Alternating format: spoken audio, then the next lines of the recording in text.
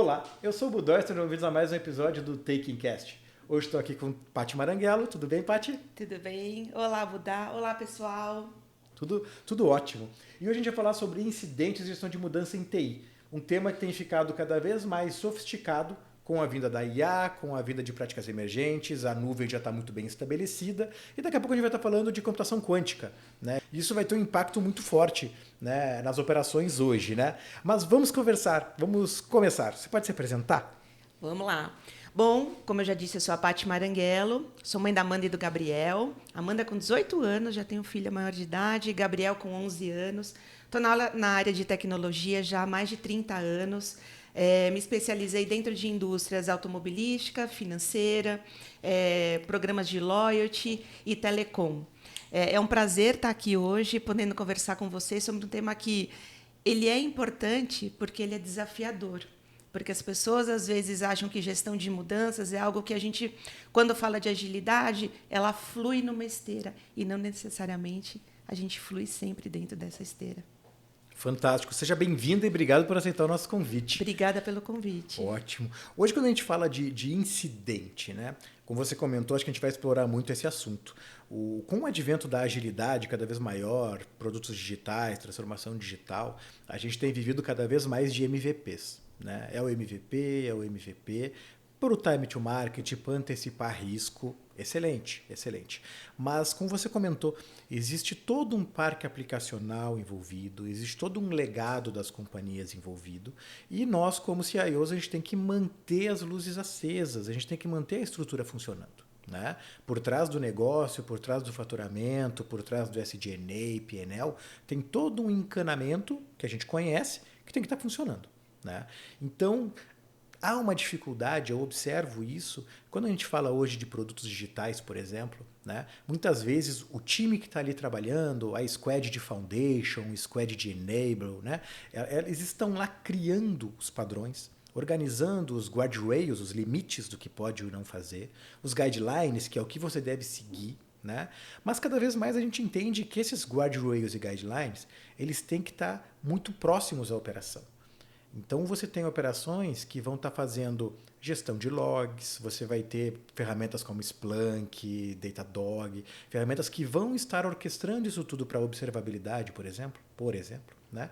E você tem que agenciar aquele novo software com isso, você tem que preparar aquele novo software para que ele converse, para que ele comungue, olha que bonito, para que ele comungue com esse legado. Né? Mas isso nem sempre é tão bem aceito, é visto como uma etapa posterior ao desenvolvimento. Né? Não poucas vezes a gente vê a Shadow IT chegando e quando cai no nosso colo aquela plataforma, aquela aplicação feita, por exemplo, em Rust, feita em Golang, e você olha e a gente pensa, pô, mas eu não tenho quem dá manutenção hoje em Rust e Golang dentro de casa. Né? Como eu faço? Ou você vê aquela aplicação chegando em PHP e aí você olha e diz, cara, eu vou ter que refazer ela. Porque ela hoje não segue os padrões que eu preciso, não atende. Eu não vou conseguir garantir SLAs se eu não tiver desde o começo, deixando bem claro que para a minha operação, né, quando eu estiver falando de DevOps, né, os SREs, eles têm que entender que para a minha operação, desde o começo, eu tenho que estar atingindo esses requisitos, eu tenho que estar contemplando frameworks do legado, soluções do legado. E aí eu queria falar um pouco sobre isso, né? Que foi o convite também que você nos fez para esse bate-papo. Né? Começando, por exemplo, para a gente falar de incidentes. Né? O que você pode trazer para nós? Bom, vamos lá. Primeiro eu vou falar um pouquinho de operação. Né? Perfeito. Operação, muita gente não tem aquele sex appeal de trabalhar numa operação. Porque operação, na teoria, ela só é lembrada quando ela dá problema. E o que está por trás disso? Então, você trouxe todo um pano de fundo aqui para falar da operação. Perfeito. O quanto que a gente tem que se preparar para que eu não seja lembrada. E o quanto que eu preciso estar junto dos outros times dentro das squads para que isso evolua e para que isso nasça de maneira fluida. Então, como que esses times de operação, o time de infraestrutura, os SREs, como você falou, levam essas boas práticas e trazem de uma maneira charmosa para todo mundo que quer evoluir um produto, para todo mundo que quer ou desenvolver um novo produto, que ele nasça de maneira correta. Para quê? Para que dentro dessa operação eu saiba diferenciar um incidente de um comportamento anômalo, que às vezes eu tenho que abrir, antes de falar de incidente, estou trazendo um pouquinho de problema, mas eu tenho que trazer um problema para que aquele time olhe, ou para que aquele próprio time use as ferramentas, como você deu exemplo de Datadog e outras ferramentas, Splunk, enfim, que ele consiga entender o que está acontecendo com o produto dele. O produto não é mais só da área de produto. O produto não é para operação operar. O produto também está dentro de todos os times para que eles entendam o que acontece e o comportamento deles. E quando a gente fala de incidente, a gente tem incidentes de todo tipo. Eu tenho um incidente simples, que às vezes é uma configuração, às vezes é um ajuste que eu tenho que fazer, às vezes é uma change que eu fiz na noite anterior e que eu tenha que fazer alguma adequação, ou uma pipe que rodou de maneira errada, eu tenho que voltar. Eu tenho incidentes críticos que podem aí pegar uma massa de clientes grande e trazer o certo impacto para a operação, e eu tenho uma crise onde realmente o meu produto para. E aí, pessoal, o que acontece? Então, a gente tem todos esses tipos de incidentes, e as pessoas às vezes não entendem, porque também tem incidentes que acontecem que eles passam batido. Um produto bem instrumentado, um produto muito bem desenvolvido, às vezes eu tenho incidentes que se autorresolvem. E é para isso também, aí olhando toda a volta, uma infraestrutura que eu preciso autoescalar, uma infraestrutura que eu preciso, às vezes, movimentar, eu preciso subir alguma coisa a mais, e passa batido. Então, instrumentação, entendimento, boas práticas. Eu chamo muito de operação de uma pavimentação. Eu permito que tudo esteja pavimentado para que as coisas fluam, para que a estrada continue lisa. E quando eu tiver problemas, eu vou lá, ajusto o buraco na rota, faço as adequações que eu tenho que fazer, o produto continua evoluindo e a gente tem um ciclo. Eu acho que essa é a maneira, pelo menos para mim, mais simplista e adequada das pessoas entenderem por que a operação não pode ser esquecida. Perfeito. Pavimentar, eu acho uma analogia muito boa, né? Fazer uma metáfora com essa pavimentação, né? Porque é isso. Às vezes tem as Ferraris, né? E elas estão andando num caminhão cegonha, elas estão andando na velocidade do caminhão cegonha. E o caminhão cegonha é a estrutura corporativa, né? Então, se eu não estou pavimentando para que essas Ferraris consigam se desenvolver, né? Não adianta, as Ferraris não vão andar naquela estrada esburacada, você não vai conseguir extrair. Ela volta para o caminhão cegonha com problema. Perfeito, perfeito, é isso mesmo.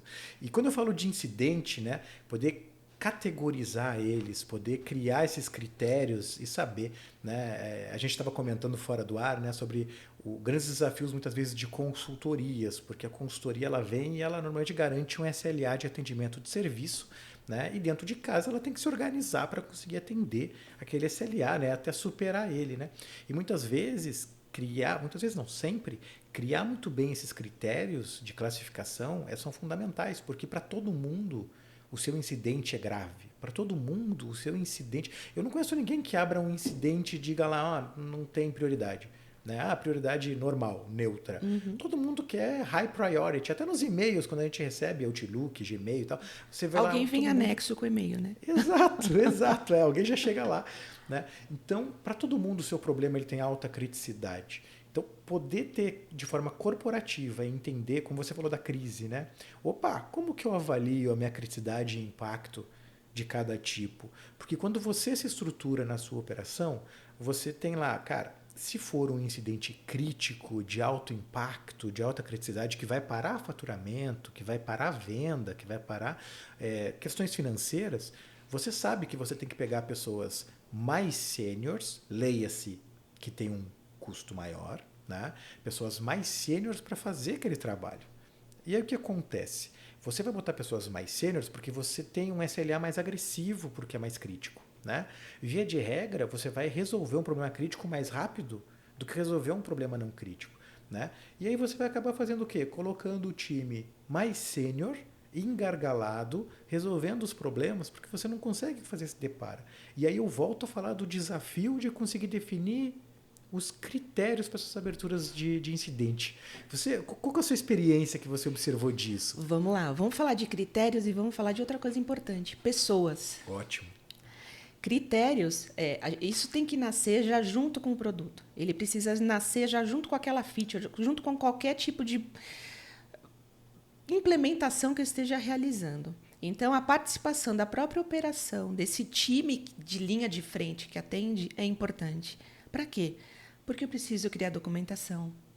Eu preciso entender o que está sendo afetado.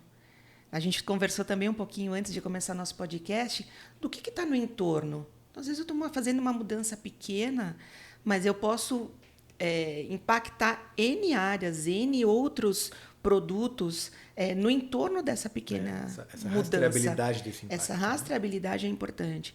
Então, aí eu trago documentação. Documentação é algo que tem que... Ah, Paty, mas, documentação é um saco. É um saco, pessoal. É um saco. Mas para a operação ela é super importante. A gente precisa entender o que está acontecendo. A gente precisa entender onde está sendo mexido. A gente precisa entender como que eu vou classificar uma criticidade de um defeito se em tal lugar eu estiver mexendo. A criticidade ela não muda, às vezes, pelo que eu estou implementando, mas onde eu estou implementando. Um outro ponto é pessoas. Por que pessoas são tão importantes? Para eu colocar um time, como você falou, sênior na linha de frente, é um custo alto para a operação. É custoso. Se eu faço isso da maneira correta, vamos voltar para a pavimentação? Se eu saio com a documentação correta da Ferrari, se eu saio com tudo bem configurado, treinado, time participando, e aí vamos entrar um pouquinho, daqui a pouco eu sei, em DevOps, em a forma como tudo está sendo desenvolvido hoje, como que eu vou classificar esse incidente. Quando eu vou ter uma entrada, qualquer entrada hoje, qualquer movimento para a produção, eu já preciso nascer com essa categorização pronta. Senão não adianta. Como é que o meu time vai entender se o incidente acontecer? Como é que o incidente vai ser aberto automaticamente, até para esse time poder analisar, se eu não tiver isso já pronto, configurado, preparado, o time treinado, um catálogo pronto. Exatamente. Exatamente. É tempo, é time to market, você já trouxe isso no começo. O time to market não é só a evolução do produto, é como ele se comporta, é como ele flui para o meu cliente, é como é transparente para ele que eu estou em qualquer momento de crise ou que eu estou em qualquer momento ali girando um pratinho, às vezes manualmente, para aquilo acontecer. E isso acontece. Quantas vezes eu já não vou entrar com uma feature nova, entrar com um produto novo, onde eu já declaro, olha, operação, você vai entrar com isso, na mão. Então, se acontecer essa ocorrência, você vai rodar um script assim. Workaround. Famoso WA. Se acontecer esse cenário, você vai fazer dessa forma. Poxa, já vai nascer com isso daqui implementado.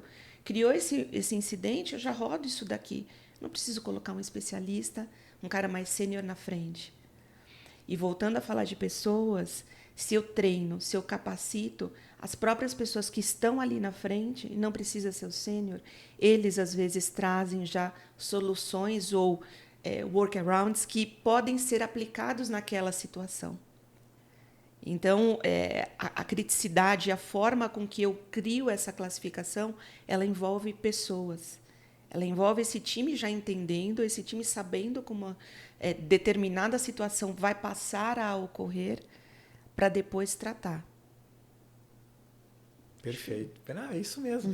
E a gente acaba, na maioria das vezes, né? E aí eu trago um pouco da minha experiência, acredito que da sua converse muito com isso, de que você quase que cria uma nova categoria dentro dos críticos. O tempo todo. Né? Porque aí você precisa fazer um shift left. Você comentou, né? Formar pessoas. Então eu tenho esse time de frente sênior e eu preciso estar formando as pessoas novas, né? Para oxigenar, para criar sucessão.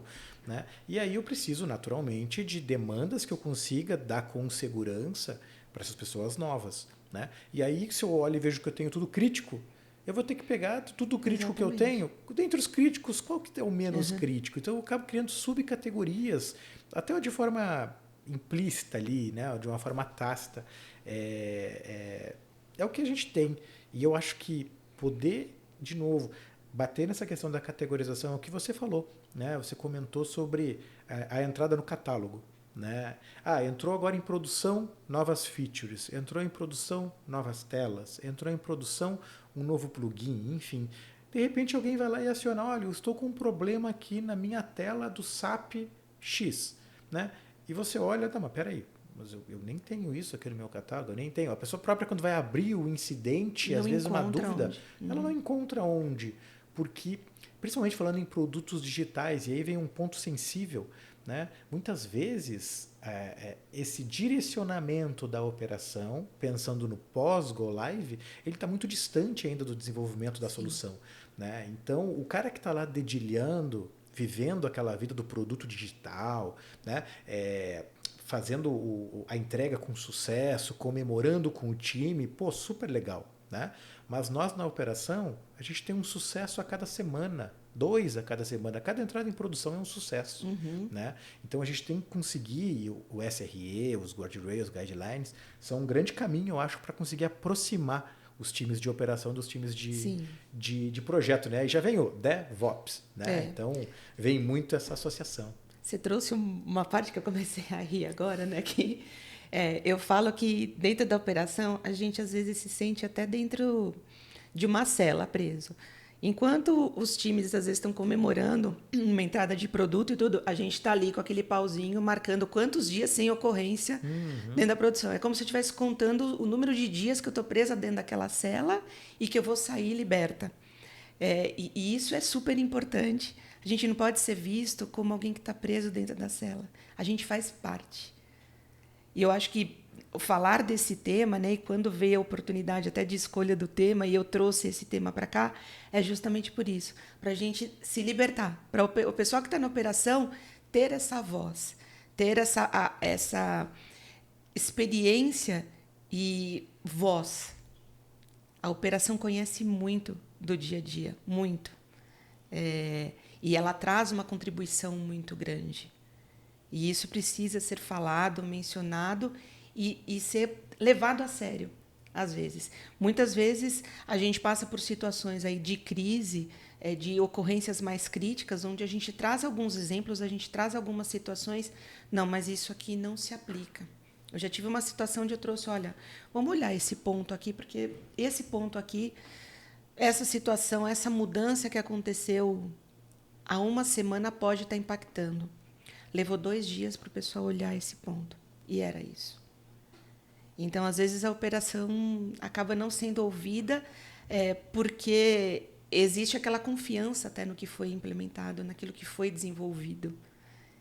E não necessariamente a gente não pode falhar. Ou pensar num cenário diferente, ou pensar numa situação lembrando daquele entorno. Né? Às vezes eu estou mexendo aqui, mas o entorno pode ser afetado. Sim, quando a gente fala de produtos digitais, né, a gente está falando de testar hipótese, de errar rápido e tudo mais.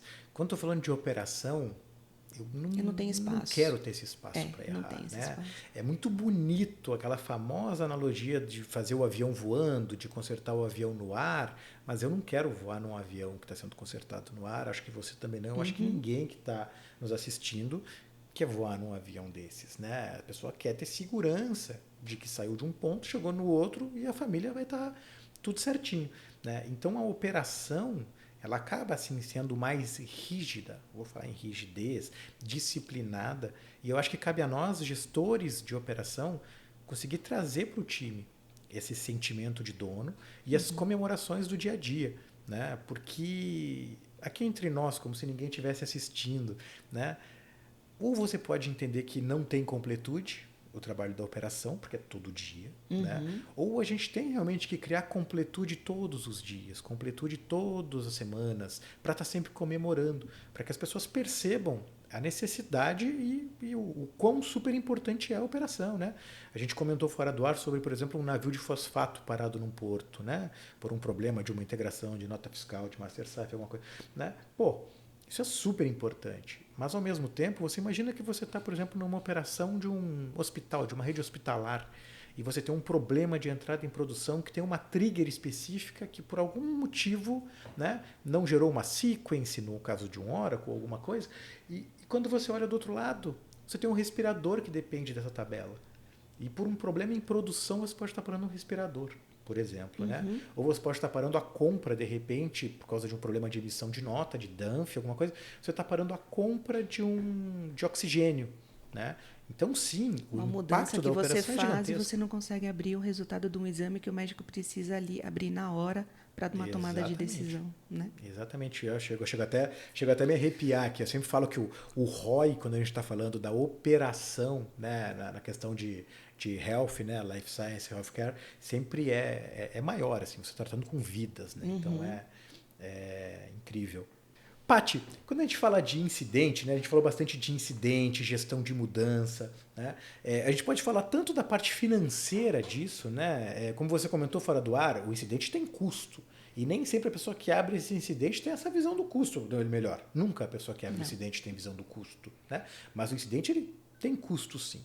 Se isso ficar exposto, as pessoas tiverem um ownership maior, elas podem ter essa visão. Né? E também uma coisa que eu gostaria muito de falar, além da questão financeira, que a gente pode explorar aqui, né, falando de OPEX, da operação, né, é a gente também falar de modelos preditivos, de ser mais proativo. Né? A gente conhece várias ferramentas de mercado, como o Gremlin, Chaos Monkey, várias plataformas que ajudam, né, a testar o estresse, a criar problemas aleatórios, randômicos, para ver como que tanto a operação responde, quanto a resiliência do meu sistema. Né? Quando eu falo sistema, o parque aplicacional. Né? E me fala um pouco disso. O que a gente pode falar mais agora? Da parte financeira, você acha? Ou dessa questão mais proativa? Vamos começar falando de parte financeira, que a gente estava falando, né, um pouquinho agora de Perfeito. No produtos. bolso dói mais. No bolso dói mais. No bolso dói. Dói. E tem um outro ponto importante. A operação custa. Às vezes ela é vista como o mal necessário. Está custando. Sim. Né?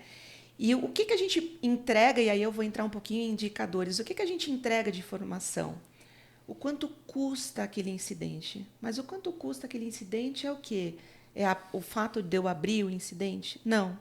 É o fato de eu ter um time alocado para corrigir, é o fato de eu ter uma infraestrutura que teve problema, é o fato de eu ter um downtime, eu ter uma aplicação fora do ar, eu ter um produto fora do ar, é o tempo de resolução, é a imagem da empresa, a imagem que a gente passa para os nossos consumidores, é o aspecto negativo também, é o quanto eu estou custando no geral. Quanto custa a minha licença?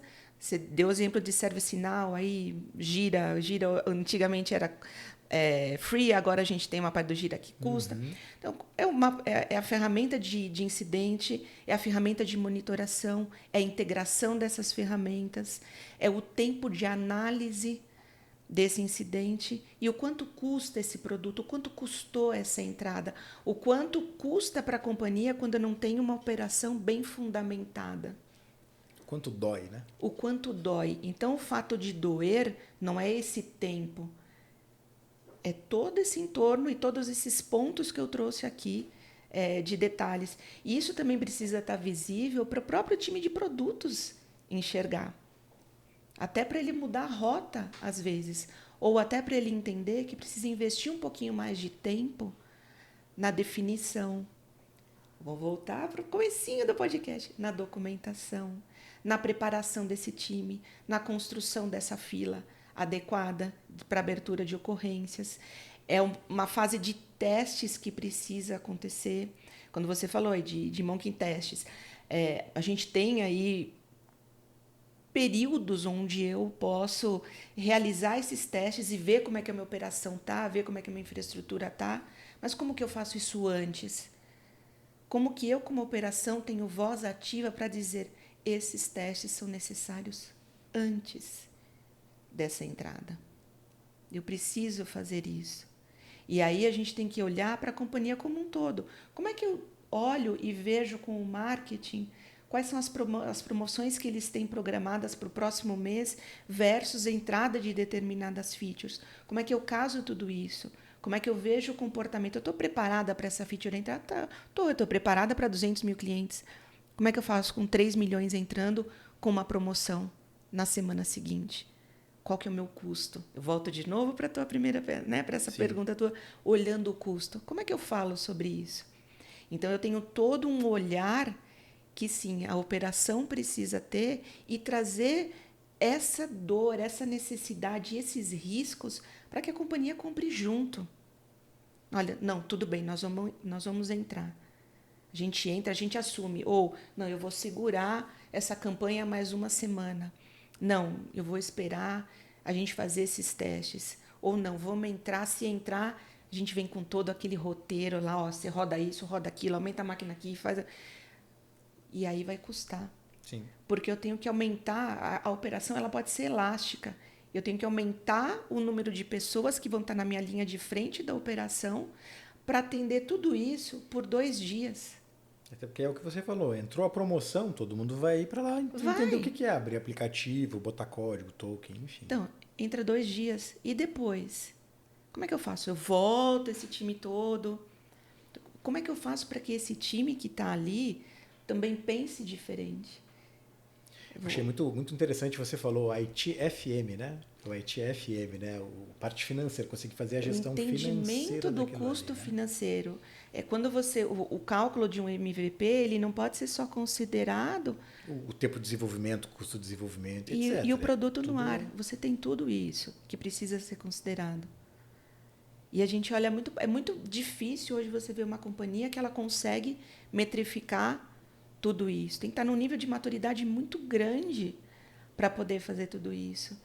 E manter esse time de operação vivo. Ter esse FinOps sofisticado, como você comentou fora do ar, né? Um FinOps que abranja não só custo de infraestrutura, custo com o trivial, mas que também tenha qual é a minha previsão de receita, o que eu estou fazendo. E aí você comentou de NOC, né? Então um NOC, um SOC, um BOC, é onde eu já começo a agenciar e entender talvez quais fluxos de valor estão ocorrendo ali dentro daqueles fluxos do aplicativo. Então estende bastante essa gestão financeira da solução. Exato. E aí eu entro na segunda parte da tua pergunta, que é falando um pouquinho de predição. A gente falando como que eu passo a ser preditiva. E aí, hoje em dia, muito se fala, né? Inteligência artificial nem dá mais para a gente conversar, porque até quando a gente olha a operação, isso já é intrínseco há alguns anos já. Quando você olha para um SOC e para um NOC principalmente, são modelos comportamentais. São entendimento de... o NOC ele precisa ser mais sofisticado, isso sim. E aí eu preciso contar com esses modelos de inteligência artificial e preparar toda essa base de conhecimento para que eu interprete isso da melhor forma. As próprias ferramentas que a gente tem de mercado hoje já usufrui disso. Mas o que é o diferencial nosso? É o nosso conhecimento, a base de conhecimento, o fator humano. Volto de novo a falar de pessoas. Pessoas conhecem como a operação funciona, como o produto precisa ser operado, e elas sim conseguem criar modelos preditivos, criar scripts mais elaborados que entendam a necessidade, se antevenham aos problemas que podem acontecer, ou, se ele acontecer, como ele é resolvido de maneira ou automática ou de maneira mais rápida. Como é que eu também, e aí volto para os engenheiros, como é que os engenheiros fazem com que essa aplicação toda nasça com todos os guardrails necessários para que eu tenha insumos para que essas informações sejam utilizadas com inteligência. Aquele novo produto converse com esse legado e consiga, né, criar ali, quando a gente fala de BOC, né, falando de business, consiga identificar que este processo que está acessando de repente tal API, ele está vinculado ao carrinho de compra. Né? Este processo que está acessando tal endpoint, ele está vinculado ao checkout. Então, é poder fazer essa rastreabilidade, porque é o que você disse, é o que vai impactar lá no final, quando falar de observabilidade, quando começar a falar desses painéis de performance, né, de uso e de comportamento de uso também. Quando eu comecei a trabalhar numa companhia, há 12, 13 anos atrás, o meu cargo chamava controle de desempenho. E o que era o controle de desempenho? Era entender, do ponto de vista de tecnologia, como que era a experiência do cliente. Então, a gente já estava falando de UX, CX há anos atrás, mas não no front. Como é que é a experiência desse cliente entrando? Era uma companhia totalmente digital. Como é que eu faço e olho, entendo o que vai acontecer com ele, o tempo que ele fica ali adormecido na base. As métricas da jornada toda ali, até falar a em saída. LTV. Exatamente. Como é que eu entendo isso? E aí eu tinha uma série de parceiros no entorno envolvidos, eu tinha toda uma série de promoção. Como é que eu entendi o sex appeal desse cliente aonde ele estava, o que, que eu poderia promocionar, o que, que eu não ia promocionar, e se eu promocionasse, o que, que ia acontecer com ele quando ele escolhesse aquela promoção. Hoje em dia, a gente tem maneiras muito mais fáceis de se fazer isso. A gente tem ferramentas prontas. Basta que a gente instrumente, a gente está falando de IA, com inteligência. Sim. Hoje as plataformas de sugestionamento, por exemplo, elas estão bem mais consolidadas de fazer um BNO, né? Best Next Offer, né? Então, realmente, anos atrás era mais complicado você entender esse comportamento, clusterizar, jogar para algum lugar e entender que, ó, cara, esse cara acabou de casar, então é tal situação, ó, essa pessoa acabou de viajar, é tal situação, né? Hoje os modelos matemáticos, machine learning já tá bem mais, já estão aprendendo muito já mais. Já está muito mais fácil. Mas não tira o aspecto humano, mais uma vez, Perfeito. De entender como que eu posso usar melhor essa informação, como que eu posso me antever a qualquer tipo de situação. E isso a operação tem que ter na veia. Ela precisa saber e precisa nascer dessa forma. Vamos pensar, eu falei para você no começo, às vezes a gente tem situações que num mês, numa semana, eu tenho 8.000 incidentes, que ninguém fica nem sabendo. Ele abriu, criou, fechou, pum. Abriu, criou, fechou. Automático. Eu tenho amigos que falam muito do CAPTCHA, né? Então eles falam muito, cara, põe o CAPTCHA.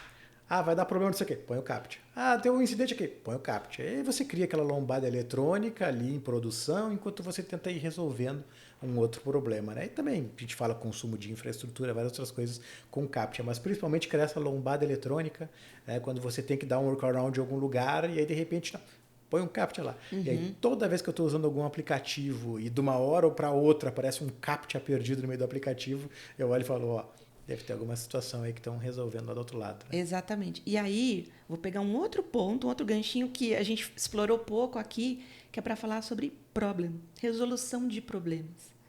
Então, quando a gente pega e vai tratar um problema, quando a gente envolve, aí o time de operação envolve uma série de pessoas, eu envolvo engenharia para corrigir aquilo, eu envolvo.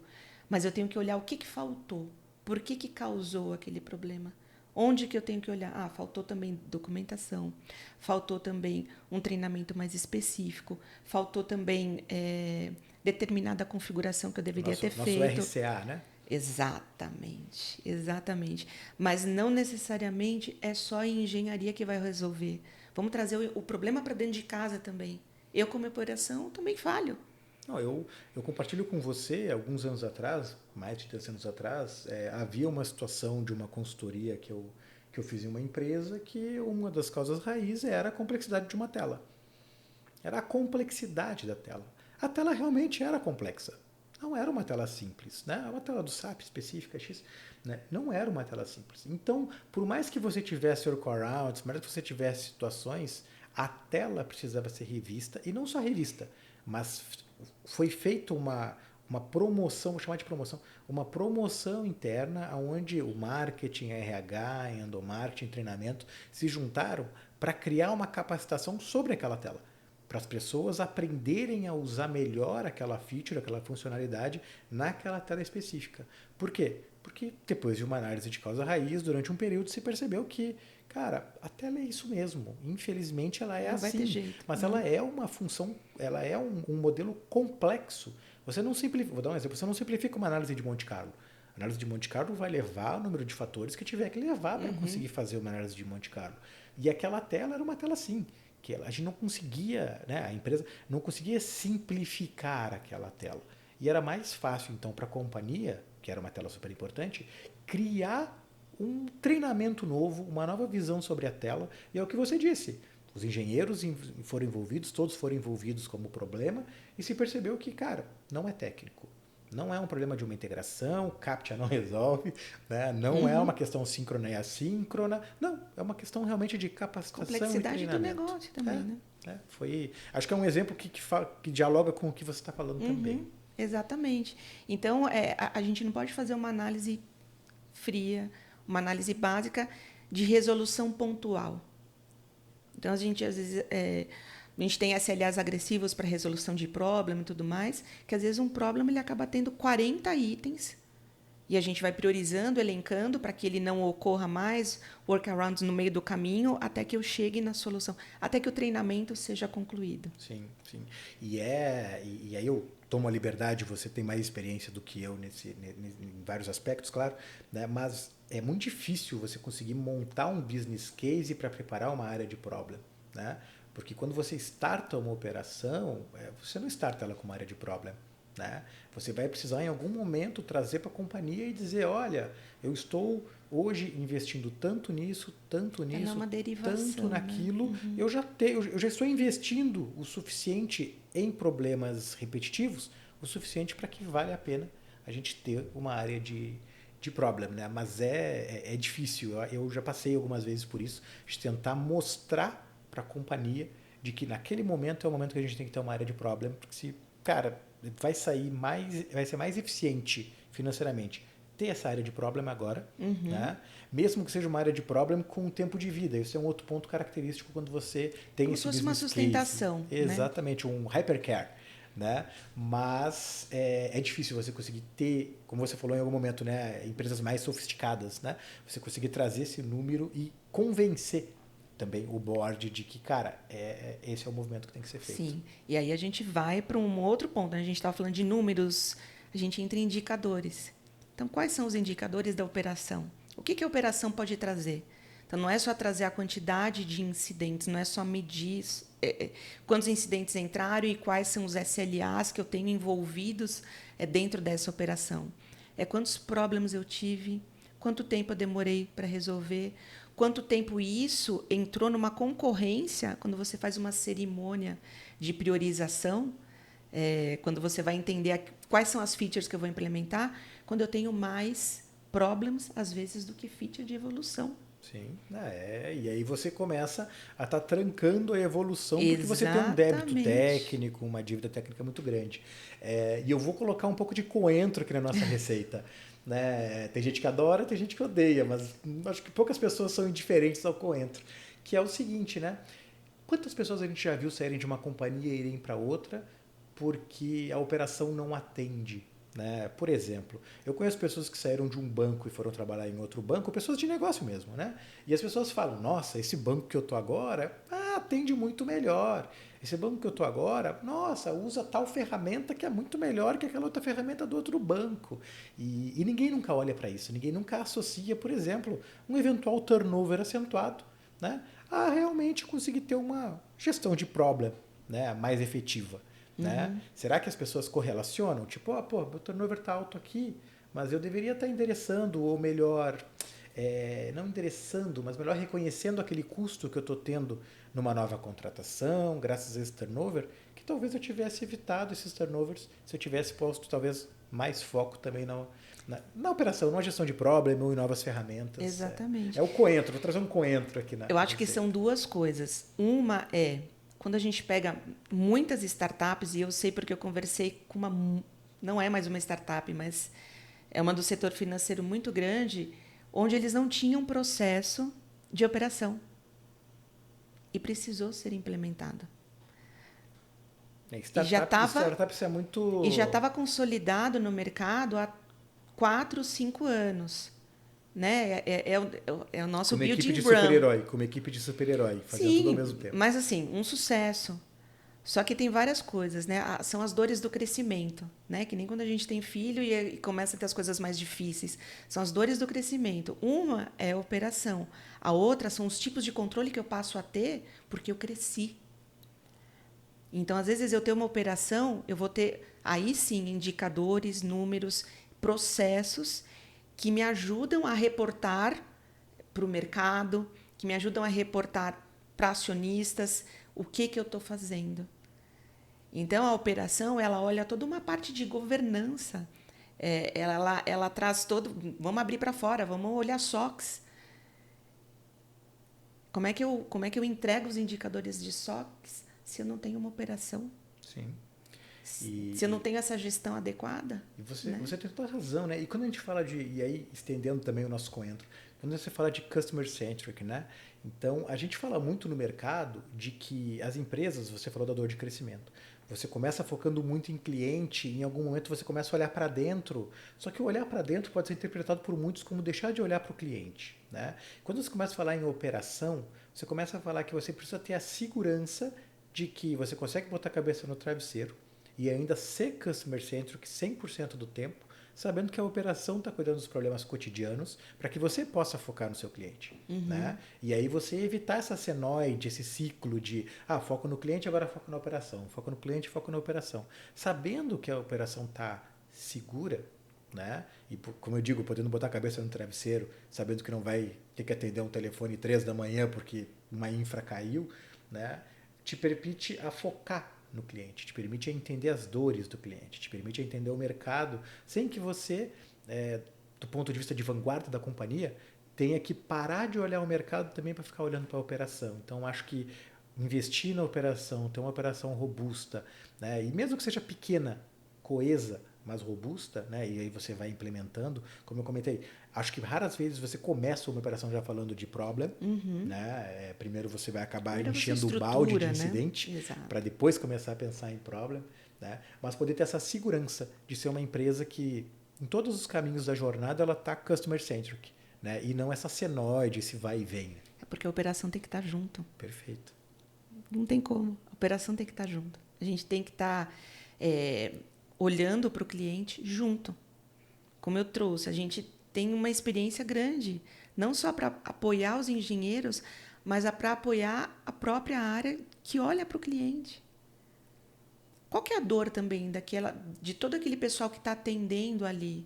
Qual que é a dor dele? É o propósito, o que falta de informação? Né? Exato. É você entender que você não... A minha operação não está cuidando de tabela, está cuidando de vidas. A minha operação não está cuidando de APIs, está cuidando de navios. Minha operação não está cuidando de, sei lá, registros e domínios, né? Não, a minha operação está cuidando de venda de passagem. Então está cuidando de sonhos, está cuidando de vidas. Perfeito, planos. Sentimentos. Perfeito. Até porque quando a gente envolve a operação, eu mexo com sentimento. Às vezes é um sonho, às vezes é um problema, às vezes é uma frustração. Volto. É tudo pessoas. Sempre, sempre. E a gente precisa saber lidar com isso. Paty, poucas vezes, a gente estava falando fora do ar, né? Poucas vezes eu vi um papo falando de operação, juntando produtos digitais, FinOps, falando do negócio, né? A gente comentou muito sobre a operação não ser a cozinha. A operação está muito integrada. Poucas vezes, ou talvez nunca, eu vi um papo tão esclarecido assim, onde a gente fala muito sobre essa proximidade e o distanciamento. Né? E queria agradecer muito pela sugestão do assunto, né? E por você ter aceito o nosso convite para ter vindo. Né? E, por favor, fique à vontade. Eu acho que um ponto importante, pessoal de operação, a gente pode andar em qualquer lugar da companhia. A gente tem que andar em qualquer lugar da companhia. É muito bacana que a operação esteja envolvida em todos os momentos. É ela que vai estar ali, não só pavimentando, mas sustentando e garantindo que tudo vai acontecer da melhor forma. Então, para mim é apaixonante falar desse tema. Eu gosto muito. Acho que tem bastante tempo de estrada aí que me fez gostar de sair da cozinha e andar por todas as partes da casa. A gente pode andar por onde a gente quiser dentro da companhia. E a gente só vai ter essa fluidez. E aí vão pensar, mais uma vez, em agilidade, em processos, em métodos, se esses times estiverem juntos. Se não estiver junto, não vai acontecer. Foi uma honra estar aqui contigo, Budó. Você sempre dando uma aula e pegando os seus assuntos de cozinha, de culinária, também gosto de falar sobre isso. A gente relembrando tempos de carreira e foi muito bacana. Eu que agradeço o convite. Estou muito feliz de estar aqui. Muito obrigado, Paty. Agradeço de novo meu nome da Taking, né? E fica o convite para os próximos encontros. Acho que temos muitos assuntos para a gente falar. Né? Mais uma vez, muito obrigado. E você que está assistindo, fique atento aos próximos episódios do Taking Cast no YouTube e no Spotify. Muito obrigado.